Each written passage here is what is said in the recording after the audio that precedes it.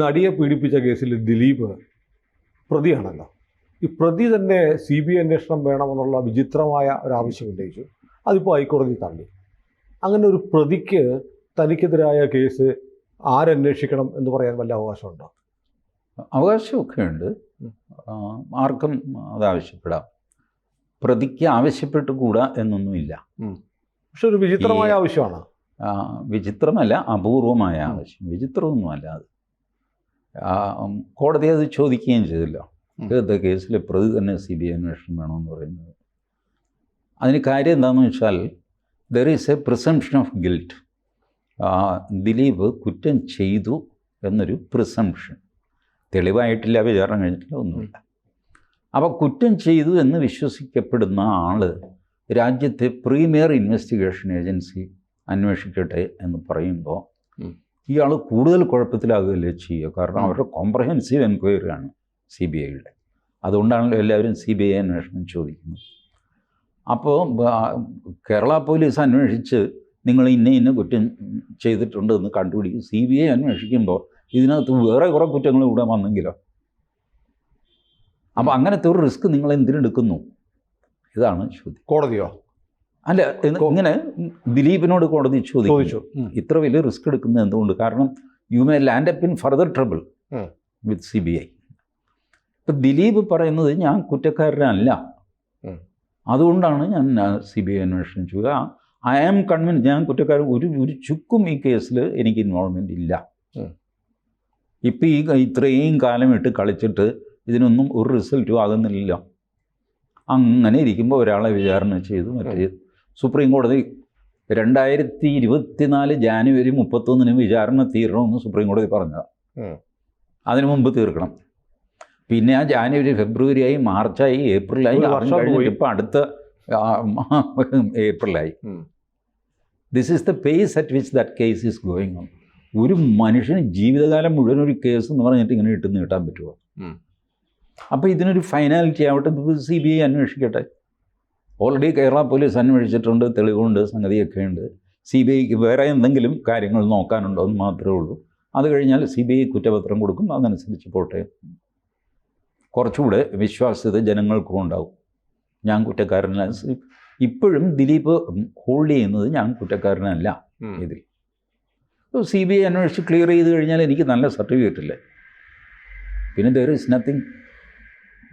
But ഇതിൽ ഒരു കുഴപ്പം എന്താണെന്ന് വെച്ചാൽ, കുറ്റപത്രം കൊടുത്ത് വിചാരണ നടന്നുകൊണ്ടിരിക്കുന്ന ഘട്ടത്തിൽ CBI അന്വേഷണം സാധാരണ കോടതി കൊടുക്കാറില്ല.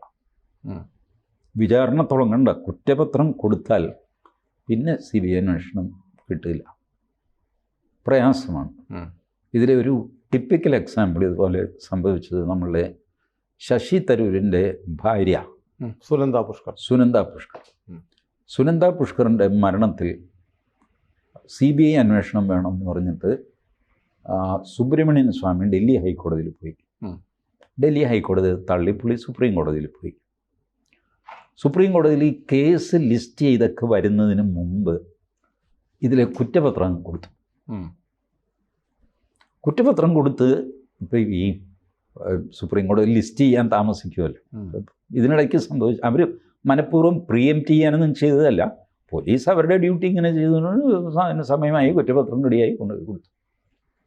അപ്പോൾ സുപ്രീം കോടതി ഇത് പറഞ്ഞു, കുറ്റപത്രം കൊടുത്തു കഴിഞ്ഞു, ഇനിയിപ്പോൾ CBI അന്വേഷണം പറ്റില്ല. നമ്മുടെ ശശി തരൂരിൻ്റെ മകൻ CBI അന്വേഷണത്തെ എതിർത്ത് കോടതിയിൽ വന്നു. കോടതി പറഞ്ഞു, ഇതെന്ത് പരിപാടി? സാധാരണ അമ്മ മരിച്ചു കഴിഞ്ഞാൽ മകനാണ് CBI അന്വേഷണം വേണം പറഞ്ഞിട്ട് ഞങ്ങളെടുത്ത് വരാറുള്ളത്. ഇത് CBI അന്വേഷണം വേണ്ട എന്ന് പറഞ്ഞിട്ട് മകൻ, ഇത് ആദ്യമായിട്ടാണ് ഞങ്ങൾ കാണുന്നത്. നമ്മളും എല്ലാം അന്നം വിട്ടതാണത്. എന്തുമായിക്കോട്ടെ, അവർ CBI അന്വേഷണം കൊടുക്കുക. അവസാനം അവരുടെ ഇളവ് ചെയ്തു. സ്വാമി പറഞ്ഞു, ഇതിനകത്ത് കറപ്ഷൻ നടന്നിട്ടുണ്ട് ഇൻവെസ്റ്റിഗേഷനിൽ എന്ന് പറഞ്ഞുകൊണ്ട് ഡൽഹി വിജിലൻസിൻ്റെ ഒരു റിപ്പോർട്ടുണ്ട്. സുപ്രീം കോടതി പറഞ്ഞു, ഓക്കെ, അതുണ്ടെന്ന് വിചാരിച്ചിട്ട് CBI അന്വേഷണമൊന്നും പറ്റില്ല. ആ റിപ്പോർട്ടും കൂടെ കൺസിഡർ ചെയ്യണമെന്ന് ഞങ്ങൾ സെഷൻസ് ജഡ്ജിക്ക് ഇൻസ്ട്രക്ഷൻ കൊടുക്കണം. Please consider that vigilance report also in the proceeding of the case എന്ന് പറഞ്ഞിട്ട് ക്ലോസ് ചെയ്തു. അത്രയ്ക്ക് ടഫാണ് ഈ കുറ്റപത്രം കൊടുത്തു കഴിഞ്ഞാൽ പിന്നെ CBI അന്വേഷണം എന്ന് പറയുന്നത്. സാധാരണഗതിയിൽ അന്ന് എനിക്ക് തോന്നുന്നു സ്വാമി 1-2 കേസുകൾ പ്രസിഡൻസൊക്കെ കൊണ്ടുവന്നു. ഈ പറഞ്ഞ പോലെ ഗോഹത്തി ഹൈക്കോടതിയിൽ അങ്ങനെ ചെയ്തു എന്നൊക്കെ പറഞ്ഞിട്ട് സമ്മതിച്ചില്ല അവർ. അവരൊരു പ്രിൻസിപ്പൽ അന്വേഷണം കഴിഞ്ഞു, കുറ്റപത്രമായി, വിചാരണയ്ക്ക് റെഡിയായി. ഇനി എന്തന്വേഷിക്കാൻ പോകുക CBI? You cannot have a roving enquiry. സുനിലിനെ ഒരു കുറ്റത്തിൽ പോലീസ് ചോദ്യം ചെയ്യുന്നു. ഇത് കഴിഞ്ഞ് അത് ക്രൈം ബ്രാഞ്ചിന് വിട്ടു, ക്രൈം ബ്രാഞ്ച് ചോദ്യം ചെയ്തു. ഇത് കഴിഞ്ഞ് അത് CBIക്ക് വിട്ടു, CBI ചോദ്യം ചെയ്തു. പിന്നെ അത് വേറെ ഏതെങ്കിലും ഏജൻസിക്ക് വിട്ടു, അവർ ചോദ്യം. അവസാനം സുനിൽ കോടതി ഇതെന്ത് നേരം വെളുത്തപ്പോഴത്തേനും ഓരോ ഏജൻസി മാറിയിട്ട് ഇവർക്ക് ഭ്രാന്ത് കയറി കഴിയുമ്പോഴൊക്കെ എന്നെ വിളിച്ച് ചോദ്യം ചെയ്യുന്നു. എനിക്ക് ഈ നാട്ടിൽ ജീവിക്കണം. ഇതിനെയാണ് റോവിങ് എൻക്വയറി, ഫിഷിംഗ് എൻക്വയറി എന്നൊക്കെ പറയും. ഒരു പ്രത്യേക കാര്യം പോലീസ് മനസ്സിൽ കണ്ടിട്ടുണ്ട്, അത് സുനിലിനെ കൊണ്ട് സമ്മതിപ്പിക്കണം അവർക്ക്. അതിന് സുനിലിനെ മാനസിക സമ്മർദ്ദത്തിലാക്കുന്നു ഫിഷിംഗ് എൻക്വയറി. വീണ്ടും വീണ്ടും അതേ ചോദ്യം ചോദിക്കുക, തിരിച്ചും മറിച്ചും ചോദിക്കുക, ഇങ്ങനെയൊക്കെ ഹറാസ് ചെയ്യുക. ഇതൊന്നും കോർട്ട് സമ്മതിക്കില്ല, റോവിങ് എൻക്വയറി. അല്ലെങ്കിൽ റോവിങ് എൻക്വയറിയുടെ ഒരു നമ്പർ 1 ഉദാഹരണമാണ് ഒരു കൊലപാതക കേസിൽ ഒരു പ്രതിയെ തെളിവില്ല എന്നുള്ള കാരണം കൊണ്ട് കോടതി വെറുതെ വിടുന്നു. അയാളല്ല, അപ്പോൾ പിന്നെ ആരാ? ആ ഒരു ചോദ്യമില്ലേ? പല കേസുകളിലും അങ്ങനെയാണ്. ഉത്തരവില്ലാത്ത ചോദ്യമാണ്. ഉത്തരവില്ലാത്ത ചോദ്യമാണ്. ഇയാളെ കൊന്നു എന്നുള്ളത് സത്യമാണല്ലോ. ആൾ മരിച്ചുപോയി. നാട് റോഡിൽ വെച്ച് എല്ലാവരും കാണുകയാണ് കുത്തിയിരിക്കുന്നത്. പക്ഷേ തെളിവില്ല എന്ന് പറഞ്ഞിട്ട്, സാക്ഷി മൊഴിയില്ല എന്നൊക്കെ പറഞ്ഞിട്ട് തള്ളി. പിന്നെ ഇയാളെ കൊന്നതാരാണെന്നേ അത് കണ്ടുപിടിക്കണ്ടേ? അതിന് അന്വേഷണം വേണ്ടേ? ആ അന്വേഷണം നമ്മുടെ നിയമവ്യവസ്ഥയിലില്ല.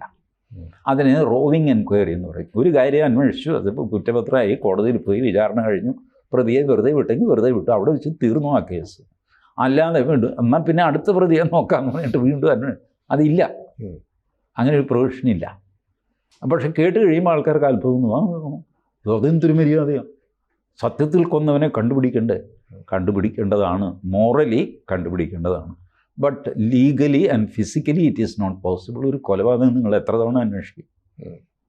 ഇതാണ് ഇതിൻ്റെ പ്രശ്നം. പക്ഷേ ഇപ്പോൾ ദിലീപിൻ്റെ ആവശ്യം എന്ന് പറയുമ്പോൾ, ഇപ്പോൾ ചേട്ടൻ പറഞ്ഞ പോലെ ഇപ്പോൾ ചാർജ് ഷീറ്റ് കഴിഞ്ഞ് ഒരുപാട് ചോദ്യം ചെയ്തു. ഇനി CBI വന്നാലും വീണ്ടും ഈ പ്രോസസ്സ് ചോദ്യം ചെയ്യാൻ നടപടിക്ക് ദിലീപ് വിധേയനാവണം. വീണ്ടും ലാഗ് ചെയ്തല്ലേ ഉള്ളൂ. ചെയ്തോട്ടെ, കാരണം ഏതായാലും ഇത് നീണ്ടുപോയി. ദിലീപിൻ്റെ ഉദ്ദേശം ഇത് ലാഗ് ചെയ്യിക്കുക, പരമാവധി നീട്ടിയെടുക്കുക. ഇല്ല, അത് 2 വശത്തും പറയാം. ഈ പറഞ്ഞ നടിയുടെ വശത്തും പറയാം. അവരും ഒരുപാട് കോൺട്രിബ്യൂട്ട് ചെയ്തിട്ടുണ്ട്.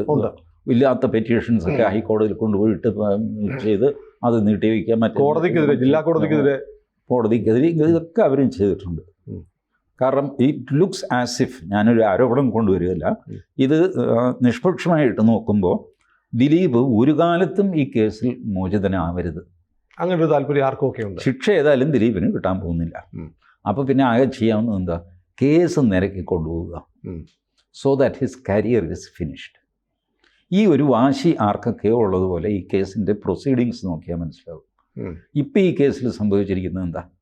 ദിലീപും നടിയും വിഷമിച്ചോ എന്ന് എനിക്ക് അറിഞ്ഞുകൂടാ, പക്ഷെ നാട്ടുകാർ വിഷമിച്ചു. കഴിഞ്ഞ ദിവസം ഒരു ചാനൽ ആ പൾസർ സുനിയുടെ ഒരു രഹസ്യ സംഭാഷണം അവർ എടുത്തിട്ട് അവർ പുറത്തുവിട്ടു. വലിയ ബ്രേക്കിംഗ്. ആരും മൈൻഡ് ചെയ്തില്ല, ഒരു മനുഷ്യൻ മൈൻഡ് ചെയ്തില്ല. ആളുകൾക്ക് മടുത്തു. ഇത് ആ രഹസ്യ മൊഴി മണ്ണാങ്കട്ട കൊണ്ടുകൂടെ, നിനക്ക് ആവശ്യമുണ്ട് കൊണ്ടുപോയി കോടതി കൊടുക്കും. ഈ രീതിയിൽ മനുഷ്യർ മടുത്തു കഴിഞ്ഞു. അല്ല, ഇതിൻ്റെ ലക്ഷ്യം ഇപ്പോൾ ഒന്നേ ഉള്ളൂ, ദിലീപ് ഇനി ഒരിക്കലും സിനിമയിലേക്ക് തിരിച്ചു വരരുത്. I don't think so. ഈ സ്ത്രീണാഞ്ച ചിത്തം പുരുഷസ്യ ഭാഗ്യം എന്ന് പറയും. ഇത് ഈ 2 സാധനങ്ങൾ നമുക്ക് പ്രെഡിക്റ്റ് ചെയ്യാൻ പറ്റില്ല.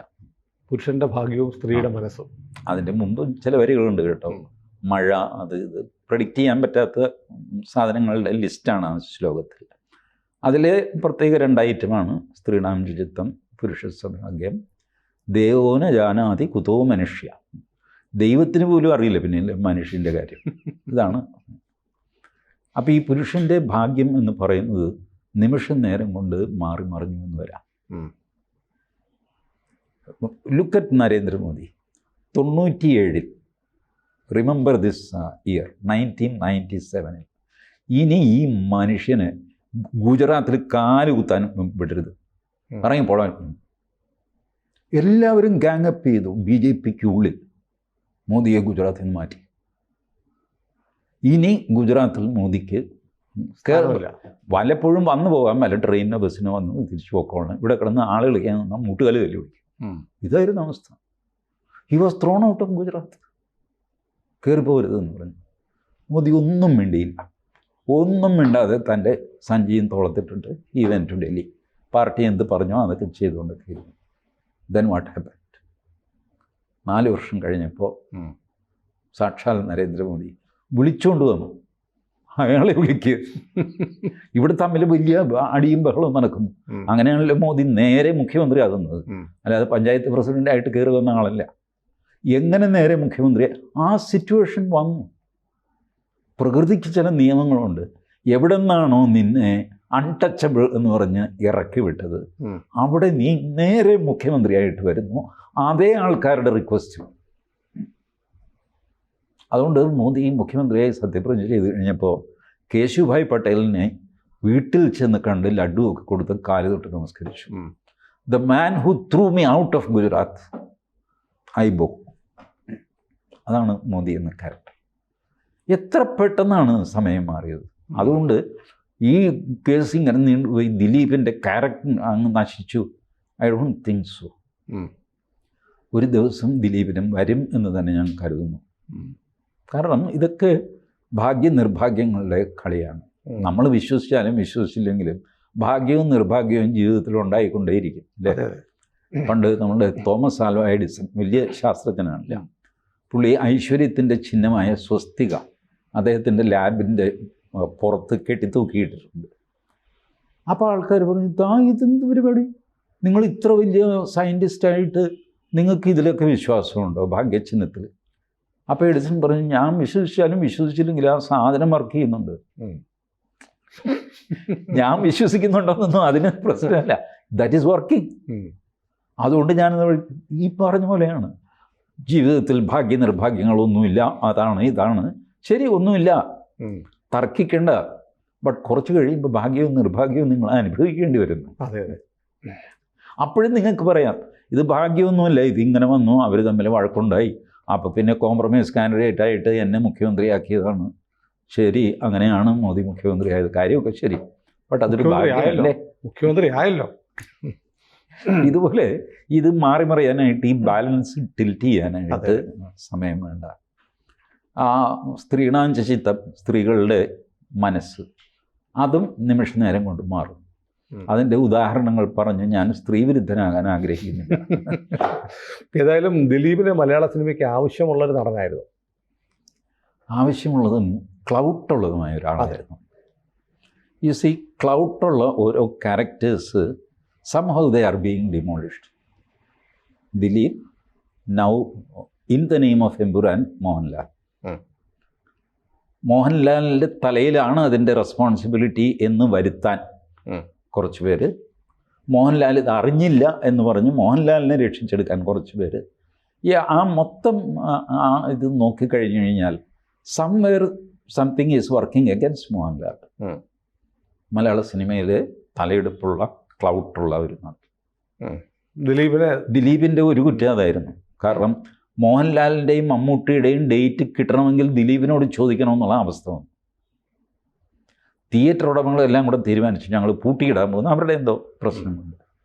ദിലീപ് അദ്ദേഹത്തിൻ്റെ കീഴിലുള്ള ഈ ഇതുണ്ടല്ലോ, നമ്മുടെ ഒബറോൺ മാളിലും ഒക്കെയുള്ള തിയേറ്ററുകൾ, എന്താ അതിന് മൾട്ടിപ്ലക്സ്, ഇത് ഇവർ പ്രൊഡ്യൂസേഴ്സ് അവർക്ക് അവരുടെ സിനിമ റിലീസ് ചെയ്യുന്നുണ്ട്. ദിലീപിനോട് പറഞ്ഞു, ദിലീപ് പറഞ്ഞു എൻ്റെ തിയേറ്ററിൽ റിലീസ് ചെയ്തു.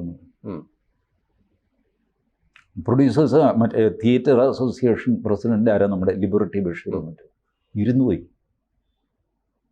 അന്നാണ് നമ്മളുടെ സത്യൻ അന്തിക്കാട് പരസ്യമായിട്ട് കത്തെഴുതി മാതൃഭൂമി പത്രത്തിൻ്റെ എഡിറ്റ് പേജിൽ ലിബർട്ടി ബഷീറിനെ അഡ്രസ്സ് ചെയ്തുകൊണ്ട്, പ്രിയപ്പെട്ട ബഷീർ ക, ഒരു ചെറുപ്പക്കാരനൊരു സിനിമ എടുത്തു, ഒരു ക്രിസ്ത്യനാണ് അയാളുടെ പേര്, ഞാനിപ്പോൾ മറന്നു. അവൻ്റെ ഒരേ ഒരു ആഗ്രഹം സത്യൻ അന്തിക്കാടിനെ കൊണ്ട് സിനിമ ചെയ്യിക്കണം. 6 മാസം ആ ചെറുക്കൻ പുറകെ നിന്ന് മാറുന്നില്ല. അവസാനം സത്യൻ സമ്മതിച്ചു. സമ്മതിച്ച് സിനിമ തുടങ്ങി കഴിഞ്ഞപ്പോൾ ഇവൻ്റെ കാശില്ല. അവിടെ നിന്ന് ഇവിടെ നിന്നൊക്കെ കടം മേടിച്ച് കെട്ടുതാലി പണയം വെച്ച് ഒക്കെ ഇവൻ കാശുണ്ടാക്കി കൊണ്ടുവരുന്നുണ്ട്. അപ്പോൾ ഇവൻ്റെ കഷ്ടപ്പാട് സത്യനന്ദിക്കാടിന് മനസ്സിലാകുന്നുണ്ട്. പക്ഷേ സിനിമ പെർഫെക്റ്റ് ആയിരിക്കണമല്ലോ, പ്രത്യേകിച്ച് സത്യനന്ദിക്കാടിൻ്റെ സിനിമ എന്ന് പറയുമ്പോൾ. അങ്ങനെ ആ സിനിമ ചെയ്തു കൊടുത്തു. ഇത് റിലീസാക്കാൻ പറ്റുന്നില്ല.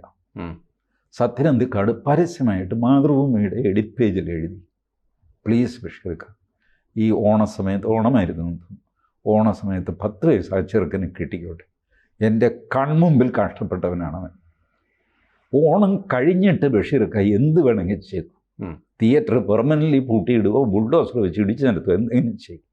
എനിക്ക് അവൻ്റെ കണ്ണീര് കാണാൻ വയ്യ, അവൻ ആത്മഹത്യ ചെയ്യും, പ്ലീസ്. ചെയ്തില്ല ലിബർട്ടി ബഷീർ, ബട്ട് ദിലീപ് ചെയ്തു. ഈ ദിലീപിനെ പലരും സപ്പോർട്ട് ചെയ്യുന്നത് ഇതുപോലത്തെ ഒരുപാട് ചരിത്രം അതിൻ്റെ പുറകിലുള്ളതാണ്. അപ്പോൾ നിങ്ങൾ സ്ത്രീവിരുദ്ധൻ, ശരി, സ്ത്രീവിരുദ്ധൻ എന്നൊക്കെ നിങ്ങൾക്ക് വിളിക്കാമെന്നുള്ളതല്ലാതെ ആളുകൾക്ക് അങ്ങോട്ടും ഇങ്ങോട്ടുമുള്ള കടപ്പാട്, സ്നേഹം, ദയ, ഇതൊന്നും ഒറ്റ മിനിറ്റിൽ ഇല്ലാതാവില്ല. Merely because criminal case has been filed. മറ്റേ ഇയാൾ നമ്മൾ സിദ്ദിഖ്, സിനിമ സിദ്ദിഖ് പോയി കണ്ടു. എന്തിനു പോയി കണ്ടു? KPSC ലളിത് പോയി കണ്ടു. എന്തിനു പോയി കണ്ടു? ഇപ്പം KPSC ലളിത് പറഞ്ഞ് എനിക്ക് ഈ ചെറുക്കനെ വർഷങ്ങളായിട്ട് അറിയാം, അവൻ കുറ്റം ചെയ്തു ഇല്ലെന്ന് എനിക്കറിഞ്ഞോളൂ, അത് കോടതി തീരുമാനിക്കണം. പക്ഷേ അവനെ ജയിലിലിട്ട് കഴിഞ്ഞപ്പോൾ അവനൊന്ന് പോയി കാണണ്ടേ? ഇനി അത് അപരാധമാണെന്ന് പറഞ്ഞു കഴിഞ്ഞാൽ പിന്നെ എന്താ ചെയ്യുക? ജയിലിൽ പോയി കാണരുത്, അത് ചെയ്യരുത്.